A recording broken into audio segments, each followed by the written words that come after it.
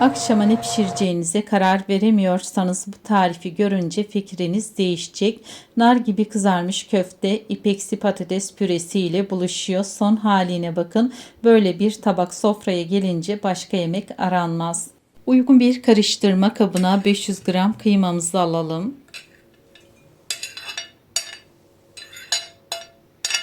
Köftemize lezzet ve yumuşaklık katması için yaklaşık 100 gram çekilmiş kuyruk yağını ilave edelim. 1 adet orta boy rendelenmiş kuru soğan.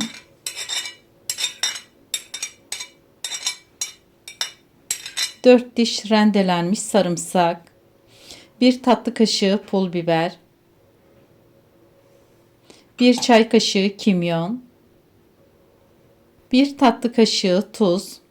Tüm malzemeyi güzelce yoğurarak baharatların ve aromaların köfte harcına iyice karışmasını sağlayalım. Köfte harcımızı ne kadar iyi yoğurursak malzemeler birbiriyle o kadar güzel bütünleşir ve köftemiz hem daha kolay şekil alır hem de pişerken dağılmaz. Harcımız toparlandıktan sonra kıvamını yumuşatmak için çok az miktarda su ilavesinde bulunarak yoğurmaya devam ediyorum. Suyu kontrollü eklemek burada önemli. Harcımız ele yapışmayacak, yumuşak ve şekil alabilen bir kıvama gelmesini istiyorum. Şöyle güzelce yoğuralım. Yaklaşık 5-6 dakika boyunca güzelce yoğurdum. Gördüğünüz gibi harcımız iyice bütünleşti ve oldukça güzel bir kıvam aldı. Şimdi üzerini kapatalım. Yaklaşık 1 saat buzdolabında dinlenmeye bırakalım. Harcımız dinlenirken biz de nefis patates püresini hazırlamaya geçelim.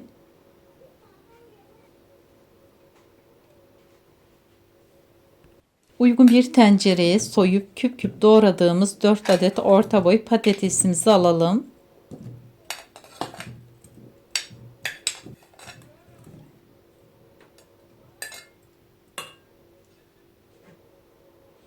Üzerlerine hafif geçecek kadar soğuk suyumuzu ilave edelim.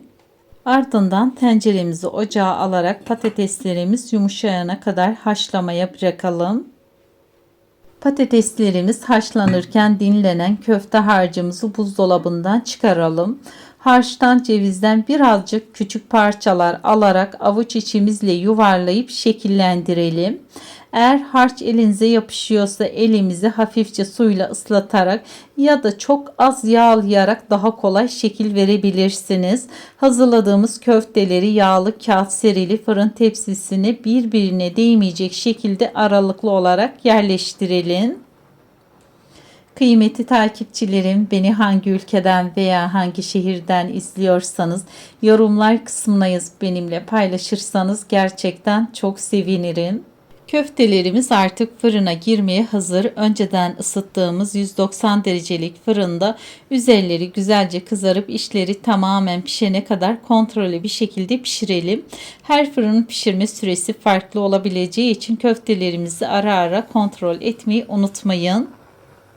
Patateslerimizin pişme durumunu kontrol edelim. Çatalı hafifçe batırdığımızda kolayca yumuşuyorsa patateslerimiz istediğimiz kıvama gelmiş demektir. Suyunu süzdürelim.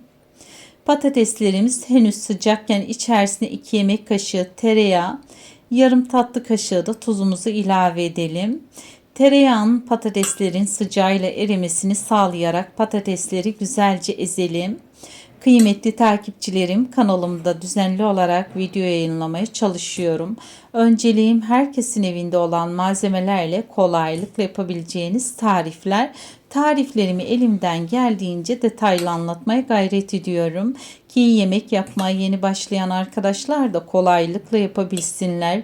Umarım tariflerimi sizler de evlerinizde deneyip beğenirsiniz. Şimdi bir su bardağı sütümüzü azar azar ilave ederek pürenin kıvamını kontrollü bir şekilde ayarlayalım. Sütün tamamını bir anda eklemek yerine kıvamını gözlemleyerek ilerlemek önemli. Bu aşamada blender kullanmak yerine patatesleri ezerek hazırlamayı tercih ediyorum. Blender patatesin yapısını fazla parçalayarak pürenin kıvamını yoğun ve yapışkan bir hale getirebilir. Biraz daha emek istiyor ama sonuç elde ettiğimiz kıvam kesinlikle buna değer. Sütümüzü ekledikten sonra yaklaşık 100 gram rendelenmiş kaşar peynirini 2 aşamada ilave ederek şöyle güzelce karıştıralım.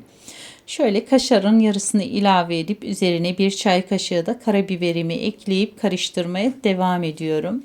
Pürenizi hazırlarken mutlaka tadına bakın.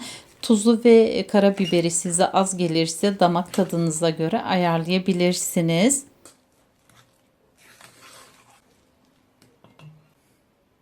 Geri kalan kaşar peynirimizi de ilave edelim.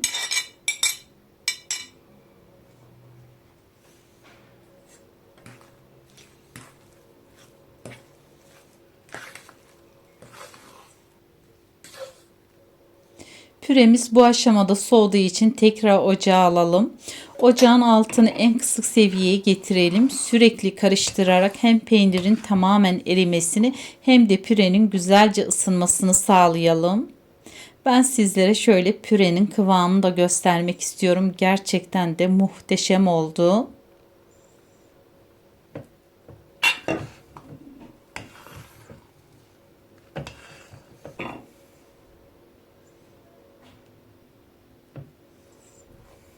Püremiz artık hazır. Ocağın altını kapatalım. Şimdi köftelerimizin ve patates püremizin üzerine eşlik edecek tereyağlı sosumuzu hazırlayalım. Uygun bir tavaya 2 yemek kaşığı tereyağımızı alıp kısık ateşte eritelim.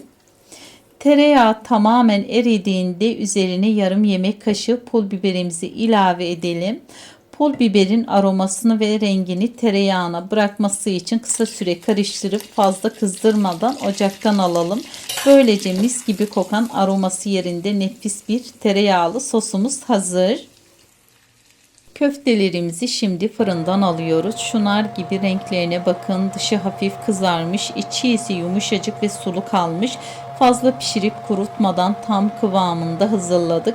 Şimdi bu nefis köfteleri patates püremizle buluşturma zamanı. Şimdi servis tabağımıza sıcacık patates püremizi alıyoruz. Burada küçük ama önemli bir püf noktası var. Hem patates püremizin hem de köftelerimizin sıcak olması gerekiyor.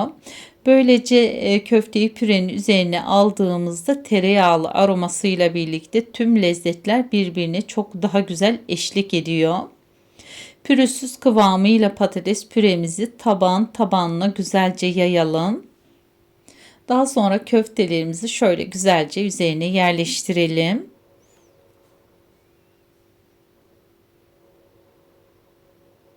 Bu tarif davet sofralarından iftar menülerine, ailece yenen akşam yemeklerinden özel gün sofralarına kadar gönül rahatlığıyla hazırlayabileceğiniz hem şık hem de son derece lezzetli bir alternatif. Bir kez denediğinizde sofranızın favorilerinden biri olacağına eminim. Şöyle üzerine bolca tereyağımızı gezdirelim. Ben sizlere şöyle yakın çekimle de göstermek istiyorum. Gerçekten de enfes gözüküyor.